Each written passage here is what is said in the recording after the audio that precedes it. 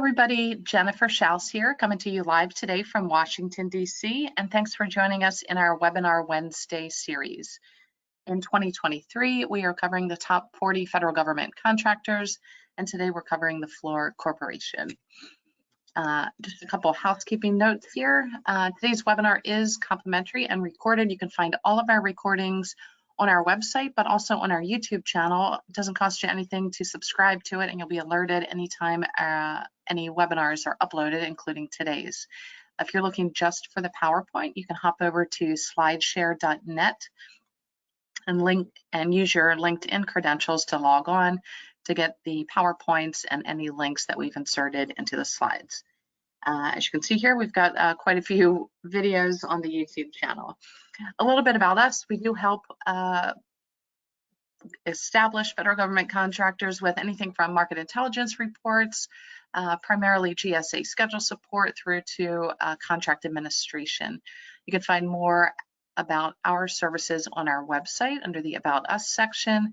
You can also register events, webinars, and conferences under the Events section.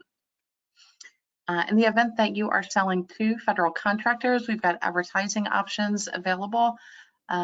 We've got a newsletter that goes out every Monday at 11 a.m. Eastern. There are advertising options there. We've also got, we've made available posting on LinkedIn on behalf of your company. So if you want us to help promote an event, a webinar, or your company in general, we can do that. So if you're looking for pricing information, send us an email to the hello@jenniferschaus.com, and we'll send you our media kit that has all the pricing. Some upcoming events and specialty webinars that you should be aware of. These are a little bit in the future. This is a marketing class for federal government contractors that we are teaching with our friends at the Virginia PTAC, soon to be called the Virginia Apex Accelerator.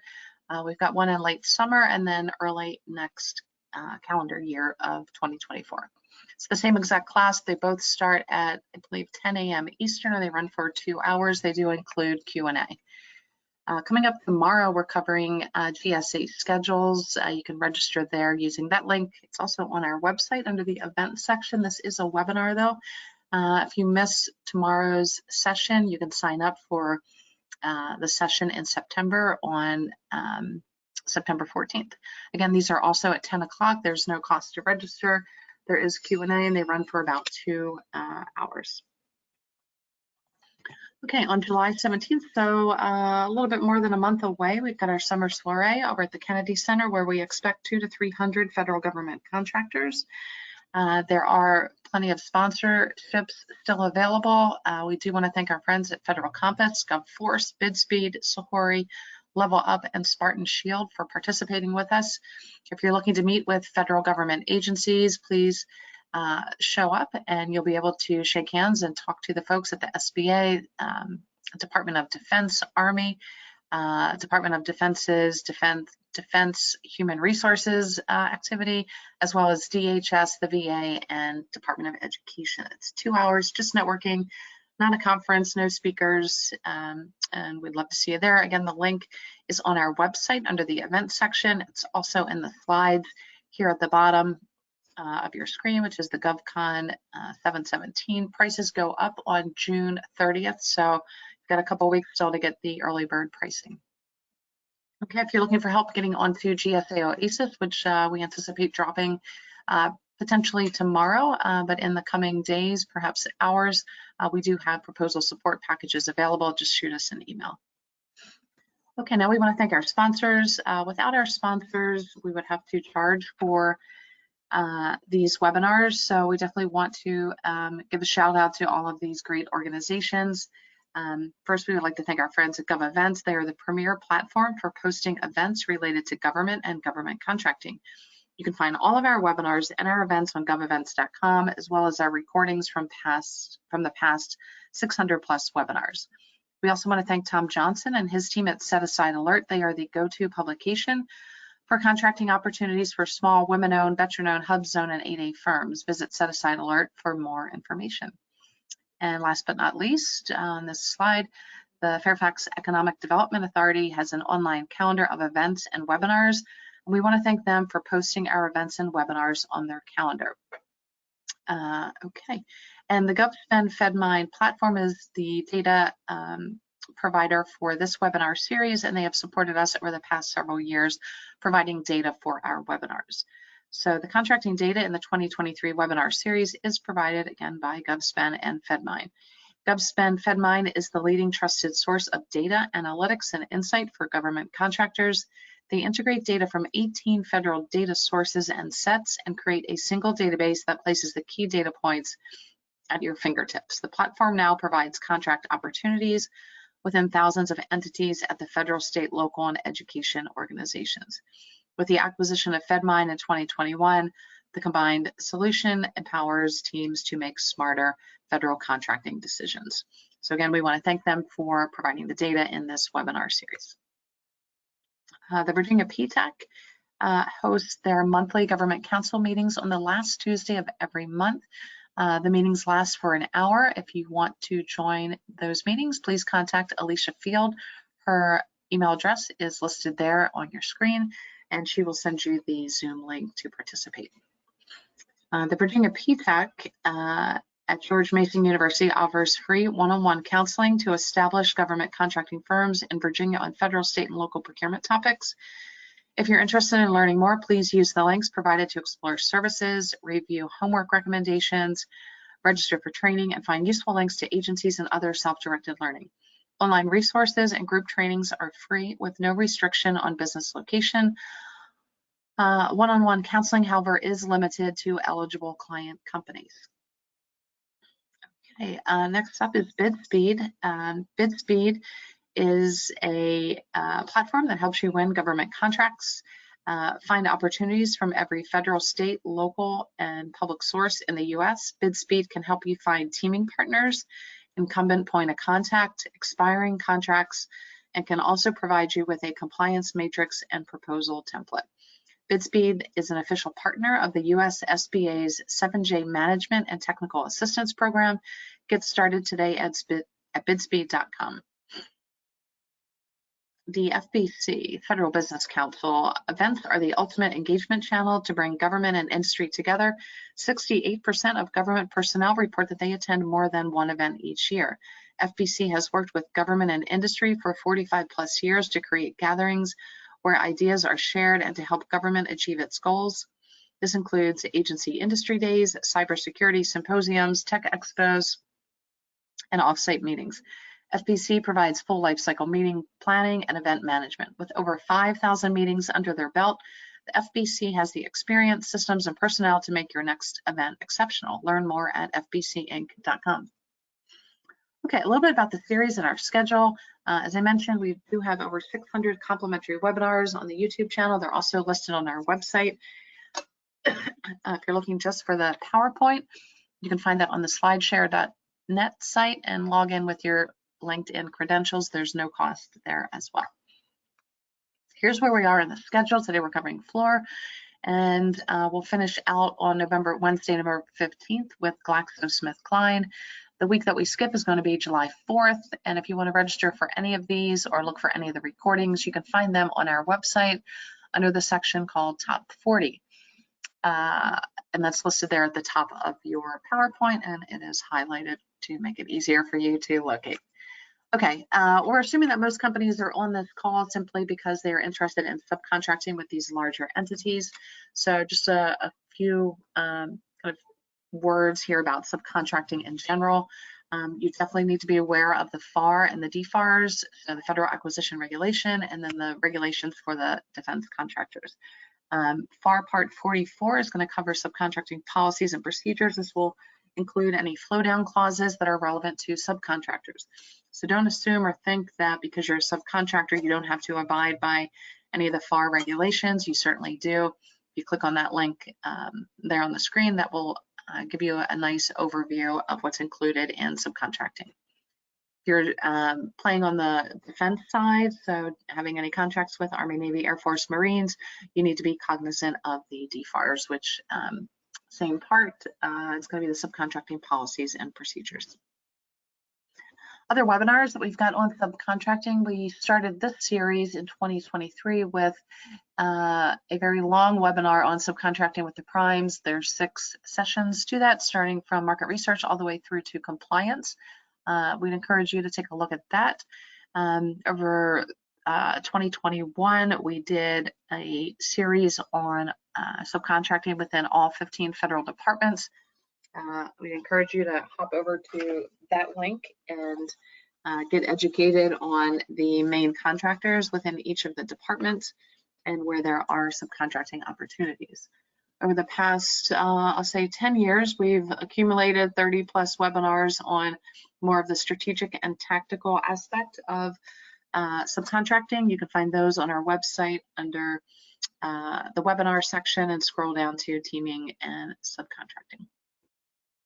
Okay, some best practices. First, you want to understand and communicate to potential partner companies or to primes what it is you do and what you do well. So what is your value proposition? What is this one piece that you are bringing to the table? And it shouldn't be many things. It should be really just one thing. You then want to identify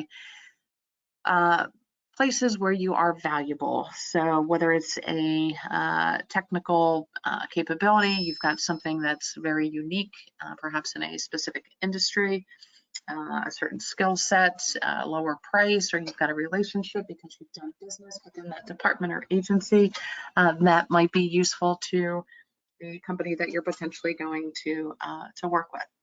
Use the data that's out there on sam.gov, even through to LinkedIn and Google, or any of the paid data aggregators that are out there. Research the companies that you're going to be working with, understand their business culture, understand the contracts that they've had, where is their past performance, what are their primary NAICS codes, where have they had success, who are their biggest competitors, and where are they perhaps missing something where you can add value. And adding value is not filling a checkbox, meaning you're a small business, they've got thousands of small businesses to choose from, or if you're an 8A, woman-owned, hub-zone, veteran-owned, there's, again, thousands of these companies, so you really need to have more of a special sauce capability that you're presenting to them that will make you attractive. There's so much data that is out there, free and available to you, so use it. Spend most of your time doing this, and it will serve you well. That will then allow you to customize a capability statement. You should certainly have one that is kind of bland, that resides on your website, but then as you identify an opportunity that you want to pursue and you have found a potential partner to work with, your capability statement then should be geared towards that company. Once you have all this information put together, that's when you are then prepared to go to the company website and register as a small business vendor. Sign up for their newsletter, look at the events that they're attending, what associations are they involved in, when are they speaking, where are they exhibiting, and be there as well. Once you've done all of that, I would then encourage you to go to LinkedIn and in this order, and send a message to the small business liaison officer, asking him or her to then help you get in touch with the appropriate program manager for the specific RFP or solicitation that you're looking at. Don't ask these SBLOs, the small business liaison officers, to do your homework for you. That is not why they are there. Okay, so as I mentioned, we are covering Fluor today. They are a holding company, and they execute their operations through their subsidiaries. So some basic info, you've got the company website here. Their stock price, they are publicly traded. They had a dip, as you can see there, and were affected by COVID, but things are looking up again for them. They're not at the levels that they were in 2019, which appeared to be a fairly good year for them, but it looks like they are on an upward trajectory. You don't need to be a master in the stock market or understand too much about it, but just to have some talking points and to be aware of if their business was or was not affected by COVID. Obviously, many companies made out very, very well. As we know, the pharmaceuticals et cetera, and the other companies that kind of play in that space. Other companies obviously did not, but they have rebounded. So again, just be cognizant of the fact that they are publicly traded, and B, kind of where their stock price is and where it was, and if there were any major fluctuations, what was the cause of that. Okay, if you're looking to register on their website as a small business after you've done all of the research and you have an opportunity that you want to work with them on, we've got two links here. One is the portal, and then the other is just the link to their supplier diversity group. When we look into the SAM.gov database, as I mentioned, the main company is a holding company, and they execute their operations through their subsidiaries. So what we're going to see here on the next slide are the UEIs for all of the floor companies that show up as the subsidiaries. When we look on LinkedIn, they show 33,000 plus employees. Other sources show they've got about 40,000. And they're based in Texas. You've got some SBLOs there in South Carolina. They're going to have multiple SBLOs. Again, do not contact these folks unless you have absolutely done your homework and registered on their website and you have a specific opportunity to take to them. Note that these two ladies that are listed here, one is with the Floor Mission Solutions, the other is the SBLO at their government division.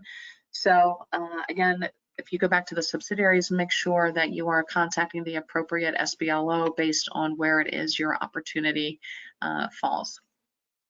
Okay, if we look at the prime contracts on the civilian side for floor, as you can imagine, not a ton happening here, but they do certainly have a footprint at labor and DHS. DHS is through FEMA, which had a really strong 2019. There were some adjustments, and then they're already at 65 million.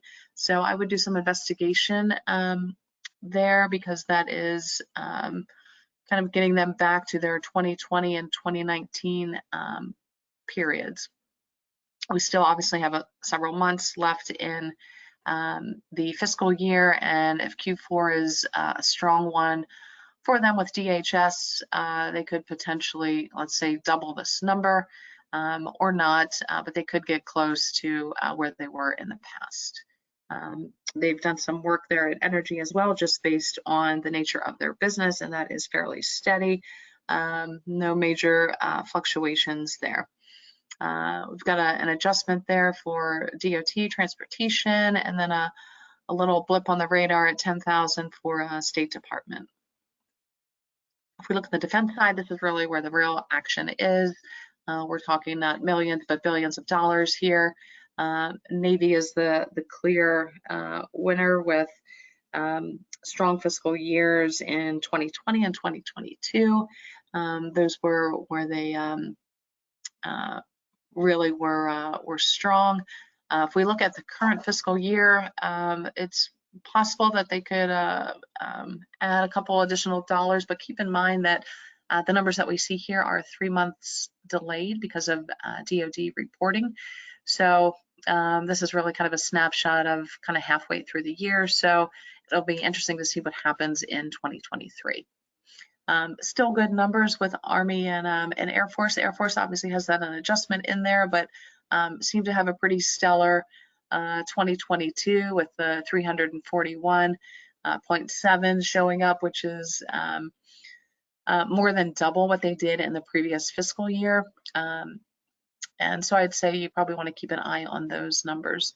Going back up to the Army, excuse me, they had a really strong 2019. Things started to dip, especially significantly in 2021. And again, it should be interesting to see what happens, how things fall out for 2023. Okay, on the independent side, just some blips on the radar here, a little bit of a one-hit wonder there with GSA at 33,000. Again, you would want to dig in a little bit deeper and take this data over to SAM to do some research to find out what the actual work is or was. And same with the EPA. It looks like these were just kind of one-off contracts, not overly significant revenue for a company of this size, but again, I would dig in a little bit deeper and see if there's anything there. The top 5 NAICS codes, or I'm sorry, top 10 industry codes. These are R&D, which overpowers all the others. If you added up everything that's the other 9, you still wouldn't even come close to the 16.56 billion that R&D holds. Keep in mind that R&D, we're going to see this in a later slide, R&D sometimes is a little bit challenging to sub out just based on the nature of the work, but it will show up again. So really your top 3, again, R&D, remediation, and then facilities support services. When we look at the subcontracts with a sub-K requirement, these are going to be your contracts that are valued at 750 and above. The same suspects are showing up here. So DHS, as we mentioned, where FEMA was the primary agency under DHS that was getting the bulk of the work, or giving away the bulk of the work, or awarding the bulk of the work. Department of Energy, very steady, and it seems like their contracts there are not going away anytime soon, and could potentially be on a upward growth pattern. Again, these numbers were pulled last week. And the fiscal year is not over for 2023, so those are partial, and I would suspect that there's probably some additional dollars to put on the board for energy. If we look though at the totals, it is kind of interesting because you've got the best fiscal year there in 2019, a little bit of a dip in 2020, some growth in 2021, again a dip back in 2022, but 2023 is looking steady, and again, this is only partial, so fiscal year 23 will surpass 2022. In fact, it obviously already has. It just remains to be seen by how much. When we look at the subcontracts on the defense side, as we noted in the previous slides, Navy, Army, and Air Force are really the top players here. The best year also here was fiscal year 2019 at 2.3. Not sure what'll happen there in our current fiscal year. There obviously was an adjustment for the Air Force, but again, these are 3 months delayed, so we're really only looking, at least for the column, fiscal year 23 of, we'll just say kind of halfway through the fiscal year. So there's still 6 months to post financials, contract data for fiscal year 2023. But from 21 to 22 on the total side, we do see growth. So we'll see what happens there on 2023. On the independent agencies, nothing to report there. Again, that was a GSA, and trying to recall who else was showing up there. Now, the subcontracts that have been awarded by Flora Corp have gone through the Air Force, Energy, Army, and DHS, more or less mirroring the data that we saw on previous slides. So if you are playing in the energy space, we've covered 2 major contractors already in the series, Battelle and Amentum, who are doing a large amount of work at energy. And you'll see in some news headlines later in today's presentation, a new company that was formed for some work at Department of Energy, but let me not get ahead of myself here, and we'll just keep moving on. So now these are the subcontracts awarded by industry, and if you're really paying attention here, you can cross-reference some of the industries with the agencies to find kind of where your sweet spot is, or where the sweet spot is for Flora to award subcontracts. So this is a little different from what we saw on the slide where R&D came in at the top and overpowered the other industries, but this is on the subcontracting side, so it's much easier to subcontract out facilities support. R&D still has a nice chunk there, but facilities support, more companies that kind of play in that space that do check those small business boxes. Remediation still gets a decent shake, as does admin management and the others listed there.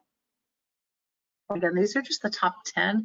So there are going to be more industries that Fluor plays in, but just for our presentation's sake and keeping the presentation kind of concise and focused on the main sectors, we just hit the top 10. Okay, and we're going to look at the actual subcontractors. Battelle shows up here. So again, large businesses can be subcontractors, and you can also be a tier 2, 3, 4, as far down the daisy chain as they need to go. But you'd want to probably dig in a little bit deeper on some of these companies. We have a Mahaffey Tent and Awning Company, which gets a decent amount of money here through subcontracts. Battelle is still getting a nice amount there at the 35+ million.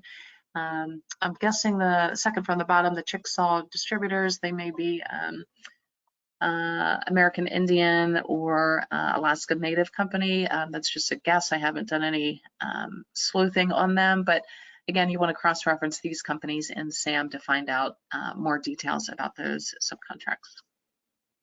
Now the top 5 subcontracts reported. Again, you're going to see the companies that were listed on that last slide. You got at the bottom, and they kind of go from the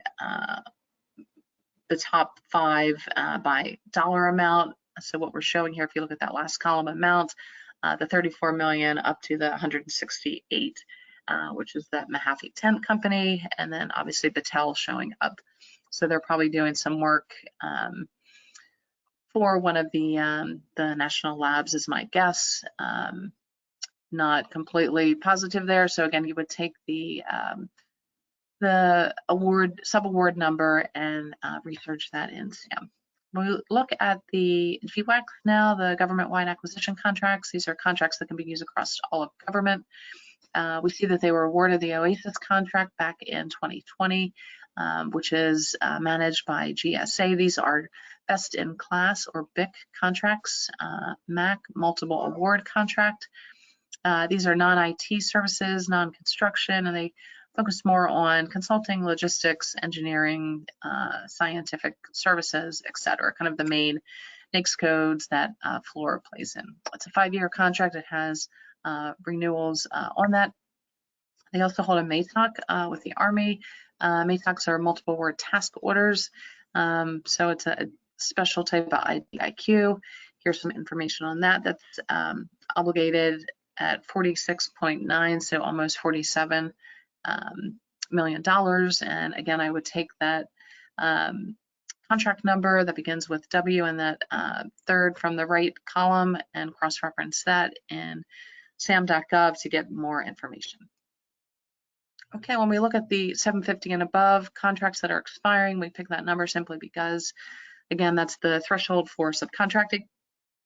And we've got, if you look at the company names, they're on the left-hand side. Again, these are the subsidiaries. The Fluor Corporation is a holding company, again, that operates through the various subsidiaries. So the contract number is certainly valuable, but you want to make sure that you're kind of focused on the right company. If your company is not providing anything related to petroleum, then you probably want to skip that second row.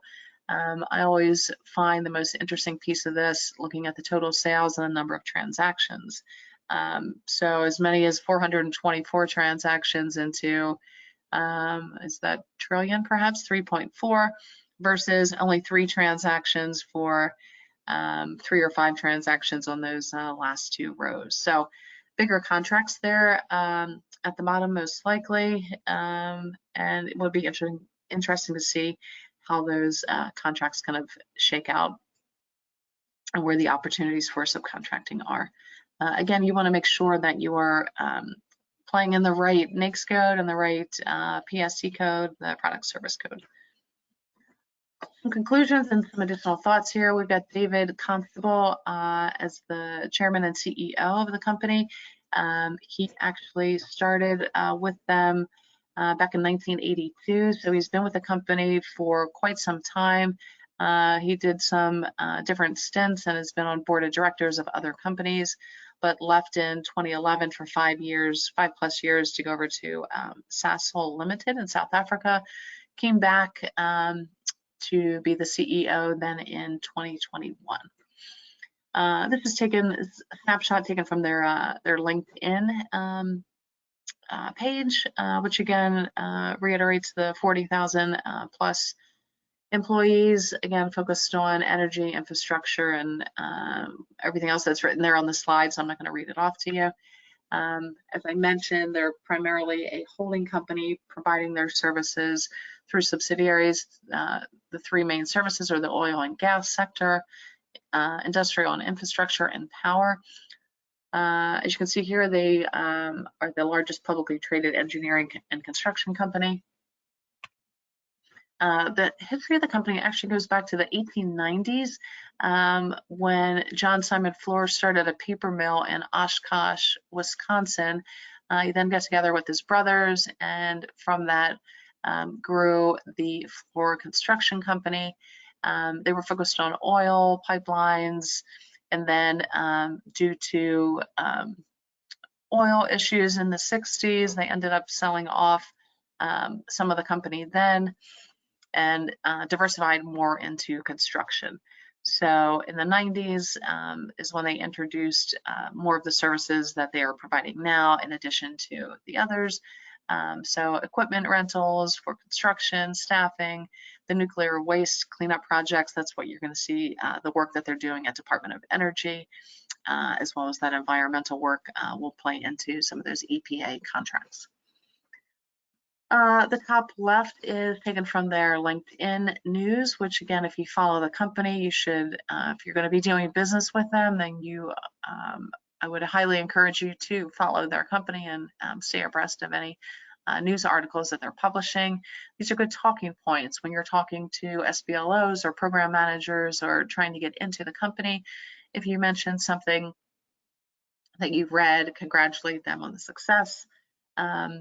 Or any awards that they've received here. This one obviously dates to the only 5 days ago from some work they did at Department of Energy. And it looks like on the bottom right here that their market by at least 2029 should be is anticipating some nice growth. Some fairly recent news here from yesterday, last night actually. So there was a decent sized contract. I would call that decent, 45 billion. And I'll take your attention to the last paragraph there. So the contract was awarded to Hanford Tank Waste Operations and Closure, and that was a joint venture again between, as I mentioned this earlier, BWXT Technical, Amentum, who we covered last week, I think it was, and then Floor Federal. So it looked like the government was able to find small businesses who could actually carry out the terms and conditions of the contract. So it looks like it is going to be set aside, as you can see there on the second paragraph. So I would keep an eye on that.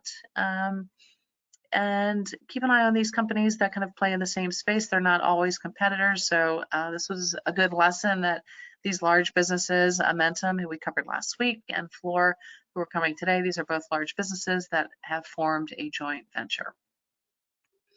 Obviously, they didn't win any business from it because this is being set aside now, but just keep in mind that these partnerships are helpful and can potentially be fruitful regardless of your business size. But that's all that we have for today for Floor. We'd encourage you to keep searching for them, follow their company page on LinkedIn, sign up for the Google News alerts. And again, if you're looking for today's recording, you can find it on our YouTube channel as well as our website. We will send an email with the link, but if you subscribe to the YouTube channel, it doesn't cost you anything, and you'll actually get the alert well in advance of the email going out. Here's the schedule. Next week is BAE, and then we go on to Battelle. We've got a couple other interesting companies here that we're covering. Again, these are all of the largest companies out there in federal contracting, and we'll close out the season Wednesday, November 15th with GlaxoSmithKline. Please stop by and join us for our networking event, the Summer Soiree on July 17th. There's the federal government agencies who will be there, departments, as well as all of our great sponsors, Federal Compass, GovForce, BidSpeed, Sahori Insurance, Level Up, and Spartan Shield Solutions. You can buy a ticket on our website under the event section. And don't forget to join us tomorrow when we cover GSA schedules with the Virginia PTAC. That link, again, is on our website. Thanks, everybody, and hope to see you next week.